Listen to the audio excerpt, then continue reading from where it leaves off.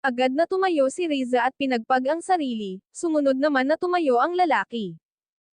Pasensya na miss, hindi ko sinasadya. Kasalanan mo kung bakit nangyari yon, masyado kang pakialamero. Inis na tumalikod si Riza matapos niyang sampalin ang lalaki. Kainis talaga, isang estranghero ang una kong halik, kahit nga si Mike hindi pa ako nahahalikan. Aba, kasalanan ko pa ngayon at nasampal pa talaga ako, pambihira talaga. Nakauwi na si Riza sa kanila at dirdiretso sa loob ng kanilang bahay. Riza, buti nakauwi, problema nun. Malay ko po ma, magkasama kaya tayo dito sa bahay. Pilosopo ka talagang bata ka. Nagtanong po kayo sa akin eh. Ewan ko sa iyong bata ka, mabuti pang maglagay ka na ng pinggan sa lamesa, para makakain na tayo.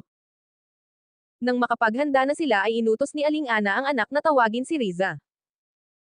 Kumatok si Alex sa kwarto ni Riza, pero hindi siya nito pinagbuksan, kaya siya na lang ang nagbukas nito. Ate kakain na, bumaba ka na. Ayokong kumain, tsaka hindi ako nagugutom, mauna na kayo. Pero ate. Alex, ano ba hindi ka ba nakakaintindi? Ayoko ngang kumain. Sige po, sasabihin ko kay mama. Lumabas na nga si Alex sa kwarto ng kapatid at agad na bumaba. Oh, ang ate mo nasan?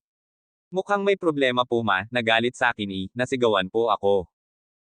Ano kayang problema ng ate mo? Ewan ko po, hayaan nyo tatanungin ko.